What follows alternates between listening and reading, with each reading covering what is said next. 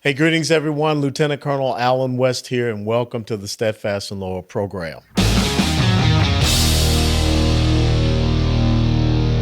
gotta light 'em up before they burn it down. Better dig deep, put 'em in the ground. Blood on their hands, they're hellbound.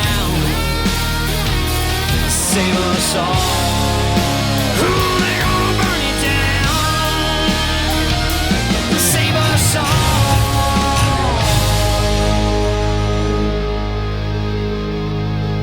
before they burn it down. Hey, greetings, everyone. Welcome back to the Steadfast and Loyal program. Lieutenant Colonel Alan West here. You know, when you look around at what's happening in our country, it is very disturbing to me. You see a young lady like a Selena Gomez out crying for criminal illegal immigrants that are being deported out of this country. Yet there were no tears from leftists when you saw the deaths of Laken Riley, Jocelyn Nungaray, or many of the other women who have been affected by criminal illegal immigrants here in the United States of America. So I thought it'd be great for us to get a women's perspective on gun rights. We always hear about women's rights, but how about women and gun rights? And that is going to come from Kerrie and Auclair. She is a Second Amendment advocate and a firearms instructor. She serves as the Women's Advocacy Director and Women's Program Assistant for Gun Owners Action League, GOAL, and leads the Massachusetts chapters of Women for Gun Rights and Armed Women of America. And as a business owner and a mother, she promotes education over legislation. And she and I serve on the board of the Second Amendment Institute. Kerrie Ann, it's great to see you. Oh, thank you so much for having me. I greatly appreciate coming on your show. Thank you. Well, let's talk about, because you have a phenomenal background in the Second Amendment and advocacy. What drew you into this? What was the impetus for you want to step into this space and become an advocate for the Second Amendment? Well, it's kind of a funny story because my husband is the one that actually wanted to get our license to carry. Many, many years ago when my kids were real young, he used to work third shift, so I was by myself a lot at night. And so he heard a story in the news that kind of shook him up a bit, and he said, "No, I want us to learn how to protect ourselves." So we did. We got our license, and just never shot it, had it, and then finally got a gun. And I said to myself, "No, I need to understand how to use this firearm." And then I had a little bit of a scare with my kids going to someone's house, and the kiddo was trying to get into a gun box, and that really shook me up. Thankfully, nothing happened, and everything was secured as is supposed to be secured in Massachusetts. But that really shook me up. So from that point on, I just really dove into education. Getting to the range, I realized that I met other women that were in the same situation as me, where they just wanted to learn, but they wanted to be in a comfortable space to learn. And they wanted to learn with other women. And then I started hearing other stories from other women that didn't, have maybe domestic violence, for example, and they just didn't feel comfortable being next to a man. And I mean, there could be a trigger, whatever the reason may be. I realized the importance of it. So then I started the women's shooting chapter called the Well-Armed Women back then. They changed the name to Armed Women of America. So at that point, I realized the importance of protecting our civil rights. And then I jumped into becoming the state director for the DC project, now known as Women for Gun Rights. And then that's really, I met Goal, Jim and John from when I dove into this. They're the ones that helped me become an RSO and an instructor from 7 years ago. So I've always been part of Goal, so I kind of feel like I was on a long job interview, and I finally got hired about 2 years ago. So it's been a privilege, an honor, and it's exciting to be part of this world and to be able to be a voice. So I love it. You always hear from the other side, from the left, the progressive socialists. They're always talking about women's rights. But you never hear them really articulate what you just brought up is the women and gun rights, the ability for women to be able to protect themselves and to have that training. How was it that you were able to go from just a person that wanted to get a license to carry, and then you become a firearms instructor? Now you're one of the top advocates in the country. Um, so I missed that beginning part because sounded like you broke up a little bit. Do you mind repeating that? I'm sorry. No, I was just saying is how is it that you have had this incredible journey of a person that just wanted to get a license to carry, and now you're a firearms instructor? That takes some motivation. What brought that on? To be honest with you, when I remember that first day that I had the meet and greet for Armed Women of America.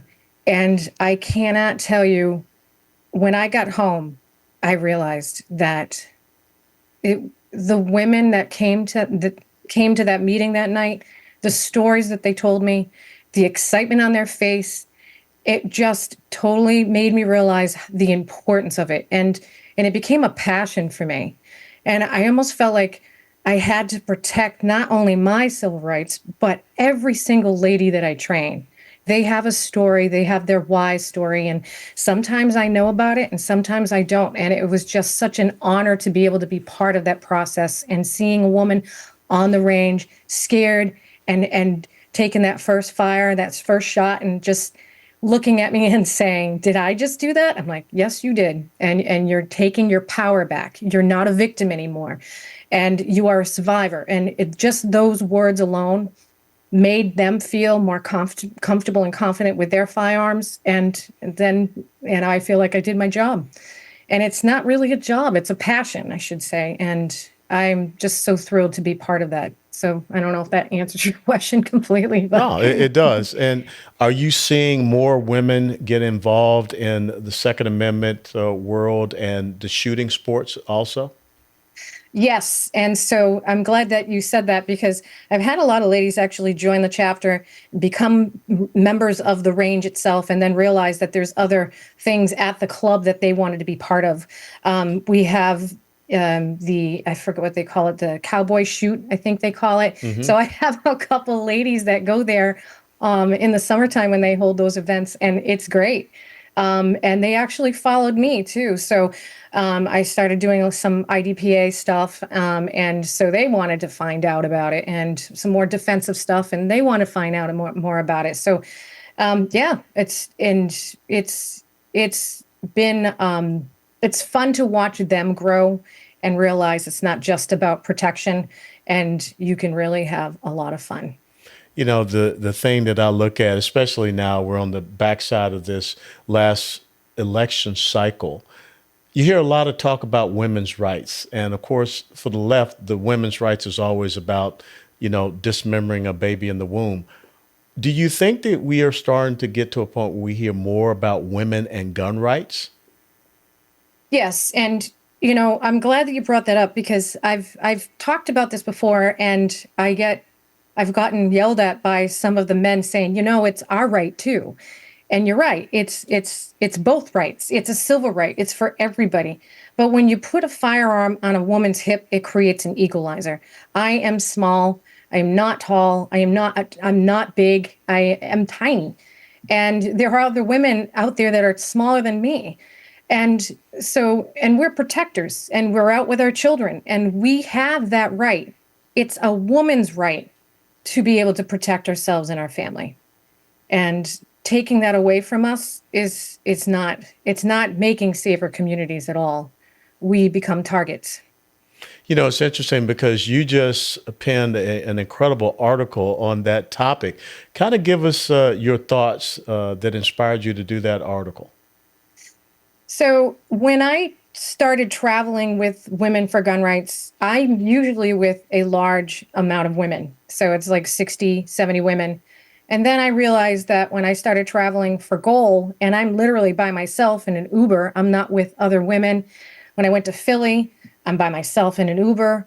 I didn't, I realized that I'm by myself. This is so different than going to DC. Even when we go to DC and we have a large amount of women, we are still defenseless because I can't carry pepper spray unless I pack it, and I don't. I usually have a carry-on, but I'm going to change my way of thinking now. But I can't carry a firearm, and so I'm defenseless. So even when we're with a group of women, we're still defenseless, and that bothered me. And it was eye-opening, especially when I started traveling by myself.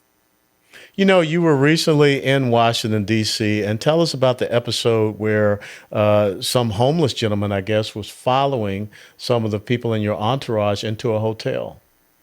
Yes, so we did a rally in front of the Supreme Court, which we always do when we're there, and we have a great time. It's fun, it's energizing, that's why we're there.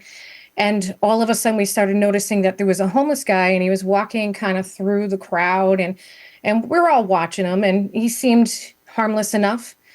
And then usually after the rally, we all kind of dissipate in smaller groups. So we're all set up with certain groups that we usually travel with to meet with our legislators. And so our group went this way, a couple other groups went this way. And as my group was about to cross the street, I noticed that the homeless guy was trailing one group of ladies fast. Not running, but he was walking fast. They went into the hotel and he went flying in right behind them. I don't know if he had something in his hands. I don't know if it was a bag, but I happened to be hurt. So I had a boot, I had a cane. I just ran across the street as fast as I could, opened the door, and just screamed, "Hey, ladies!" All I could do. That was my defense, my voice. That was all I had, is to have them at least turn around and put eyes on him. So they realized, oh, and then as soon as they saw him, they realized, oh my God, he followed us in. So they all dispersed and kind of went around, and we all kind of gaggled in one spot in the lobby, and security was called. But the scary part was it didn't end there. I went up to my fifth floor. I looked out the window, and he was outside the hotel by the doors waiting. So I took a picture, sent it to, Kelly Pigeon, who was in charge of us, really. I said he didn't leave, so she called the cops, and then we had to wait. We couldn't leave the hotel. You So- know, and you always hear, people on the left talk about empowering women, but then they don't want you empowered to be able to take care of the very, very first inalienable right that you have, which is your life. What would be your message to, let's say, Senator Elizabeth Warren, or the governor of Massachusetts, or the mayor of Boston, since you live up there in Massachusetts, some of these women that are out there in these places that don't believe you should be able to protect yourself? I wish I could sit down and have a long conversation with all the ladies from the red shirts, which is Moms Demand Action. I would love to have that conversation, because for me to get in their mindset and to understand why they feel this way, and really truly, I believe it's a sense of fear, because it's the fear of unknown, right? It's the fear of not understanding what a firearm does and what it doesn't do, And when you explain that to them and then tell them of a story that somebody used a firearm to protect themselves, and unfortunately, you don't hear those stories very often in the media. And it's very frustrating, because I personally know people who have saved their lives with a firearm. Mary from Connecticut, if she didn't have that firearm, she would have been dead. Her daughter probably would have been dead. And she had the ability to get that guy off of her enough, just a split second, to be able to get to her firearm, and she saved herself. She didn't even use it. She just pointed it at him, and that's all it took. And I had another woman, that same thing, in an Uber, in fact, and she didn't even have it. She just used the motion that she was grabbing it, and he jumped and he ran. But smart thinking, right? So Yeah. I would love to be able to have that conversation with somebody, and really sit down and let them understand that if you turn on the news right now, you're going to hear a lot of bad things that happen. And I don't want to be on that side. I refuse to be a victim. I refuse to have my family hurt because you don't understand and you're fearful of something that's just a tool. It's a tool that we use when we need to. Ladies and gentlemen, we're speaking with Kerrie Auclair. She is a Gun Owners Action League program assistant there in Massachusetts. She is also a chapter director for Women's for Gun Rights. And we'll be right back after this break. Hey folks, Lieutenant Colonel Alan West here at Watchtower Firearms. This is the custom design AR-15 that was just made for me. It's got my Steadfast and Loyal logo there. On this side, you can see my signature, my master parachutist wings, of course, American flag. And I just want to tell you that you can't be a great American unless you have a great American weapon. And that's exactly what Watchtower Firearms is building.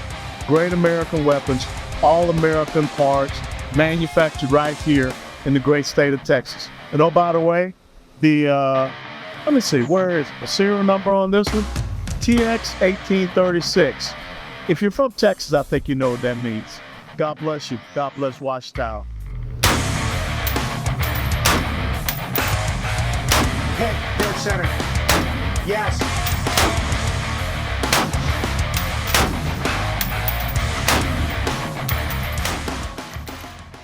Hey, folks, welcome back to segment number 3 on this episode of Steadfast and Loyal program. We have been talking with Kerrie Auclair, who is a Second Amendment advocate and firearms instructor. She lives up in Massachusetts. And Kerrie, there's a little bit of history that's going to be happening in Massachusetts this year. Everyone's focused on the 250th anniversary of America, which will be next year, July the 4th, 1776. But something's going to happen this year, a 250th anniversary in Massachusetts. Share that with the people. So in Lexington is this 250th anniversary. I'm kind of excited about it. Well, I'm really excited about it. But it's where the shots heard out across the world. It's where the British were trying to take away their armory. And it's kind of happening still right now in Massachusetts. So, and so we have a lot to remember, and we have a lot to celebrate, and we have a lot of work to do right now in Massachusetts. As you know, the law passed Chapter 135 in Act of 2024, August 2nd, 2024. So, yeah. You know, it's interesting because what you're talking about, the Sons of Liberty and the militia who came out on that field at Lexington Green and also at Concord, you know, I always tell people there was no army on April the 19th of 1775 in America. There was no Navy, there was no Marine Corps. There were just citizens, men. And they understood, I believe, that as long as they were armed, they could be citizens. If they were disarmed, they would be subjects. And that's why we have the Second Amendment, the well-regulated, well-trained militia being necessary for the security of the free state. When you think about what happened there 250 years ago, and you look at what is happening now in Massachusetts, what would the Sons of Liberty say to citizens of Massachusetts today? They would probably shake their head in disgust. But, you know, I'm glad you brought up the Sons of Liberty, because when I went there and I looked at there's a monument, and I think you know what I'm talking about. And the back of it shows all the names of all the Sons of Liberty. And I didn't realize how many families put their whole entire names in jeopardy, meaning it was a father and their 4 sons. It was a father and their other son. And so it goes to show you how hard they fought for our freedoms and how much we should, you know, honor their souls for that. Yeah, they would shake their head because, you know, here we are where the battle continues and we're still fighting for our armory. So, you know, being excited to be able to celebrate that is to remind folks in Massachusetts, because there's a lot of people that just throw their hands up in the air and says, I'm done, I'm out, I'm moving. And I can't move. I'm here, I'm settled here, and I'm not moving because I refuse to stop fighting. And so this, I hope, will be a reminder. And we are going to be doing something, Goal is going to be doing something there for the anniversary. And I want people to be reminded that don't give up, don't give up, please, because if you give up here in Massachusetts, you're giving up in any other state that's going through the same thing that we're going through. And we just can't. You know, I call them the new redcoats because, as you articulated, the redcoats back then were marching toward Concord to destroy a weapons and armaments factory. Give us some examples of some of the laws that you have there in Massachusetts, because our audience here in Texas and across the country, I mean, they're probably going to just scratch their heads and say, really? That can't be happening. Yeah, and it's so if you go to gun owners, so it's goal.org//training mandates, it breaks down the whole entire bill, because I could be here for 2 hours to explain it. And some of the stuff that I tried to explain, I can't even get my head wrapped around Well, it. you got 8 minutes. Yep. So I will tell you that Yeah. the new law, we had an 18-month kind of like a break, but after 18 months, the training mandates are going to take place. So now they're going, if you want to get your license to carry, you have to go through injury prevention, suicide prevention, de-escalation tactics, live fire, on completion of a written exam. And I, as an instructor, will not be able to give you your certificate. I have to tell the state that you did my class. And then they have to decide whether they're going to give the certificate to the student. Now, how long So- is this process? I mean, I go to purchase a weapon, and then if I want the license to carry it, first of all, do y'all even have constitutional carry in Massachusetts? No. So in order for us to even possess any either a long gun or a pistol, we have to have a license to carry. And that's just the way it is. So yeah, again, it's ridiculous. And the new training mandates really is a discrimination towards anybody that can't afford it, because you know that this is going to cost a lot more money for folks to even exercise their rights. And it shouldn't be this way. So, so obviously they did not read those last few words of the Second Amendment, shall not be infringed. Because what it appears to me is that they're trying to make it difficult. They're trying to discourage people. And to tell someone that you do not have this constitutional right to get a firearm unless you first go through all this training to get the license to carry card, and then we could still maybe say, we don't want to give it to you anyhow. Am I correct with that? Yeah. I mean, so right now we do have, like I said, an 18-month delay, because even the state don't know what they're doing, meaning they have no idea if, like, for example, as an NRA instructor, will that basic pistol class be sufficient for some of these requirements? So we're still waiting for the state to figure that out. Yeah. So, and then when they figure that out, then they have to make sure that we have access for, as an instructor, to be able to do all these additional things that we need to now train our students for. It's just, it really, really infuriates me, because they don't want, the whole premise of this was Representative Michael Day 2 years ago was doing a listening tour. He wanted to make safer communities. And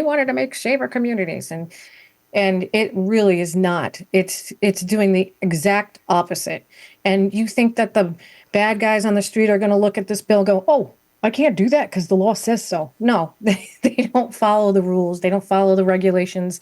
They just do what they want. And so now you're taking this away from us again. Yeah. It's the amazing thing is that, leftists and these people that want to control our Second Amendment rights, and I don't understand what part they don't realize. It's in the Constitution.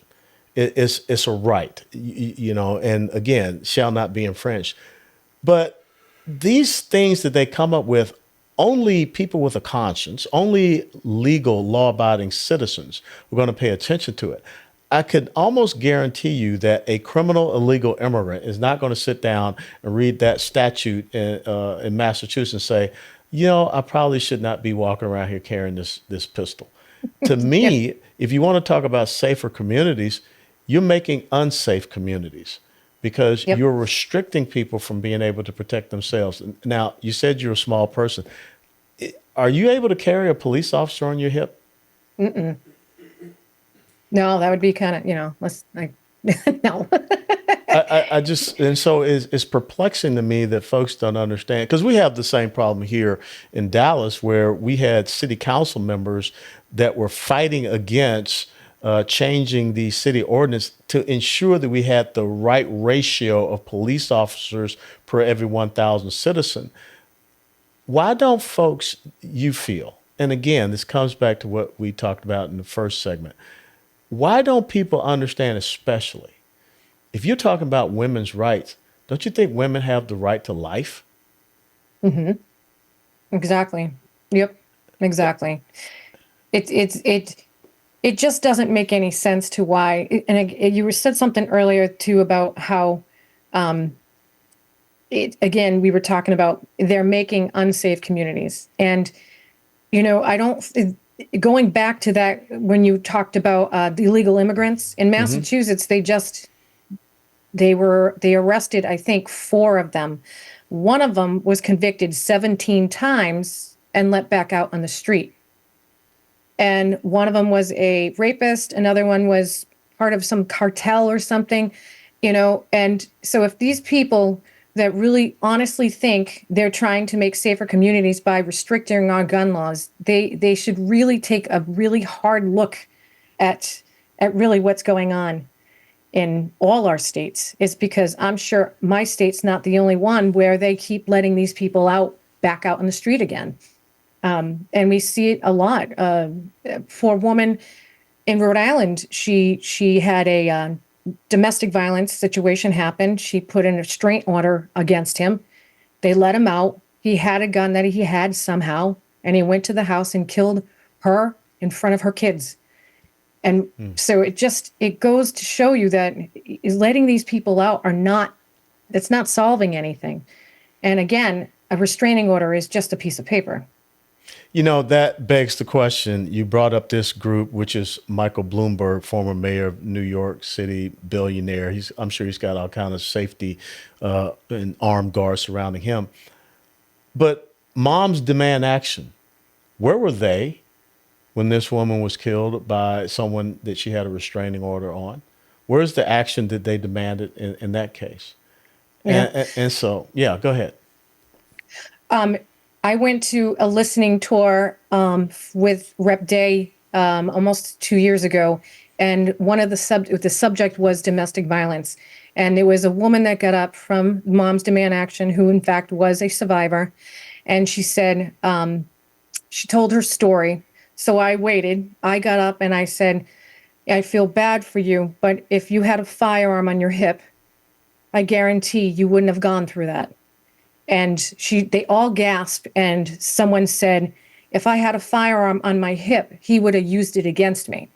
So they're really in the mindset of just continuing to be a victim rather than a survivor. And it blows my mind, because I just never really could wrap my head around it. But they're fearful. And I really truly think that group should be ashamed of themselves, because they keep these women as victims for their own agenda, rather than creating survivors.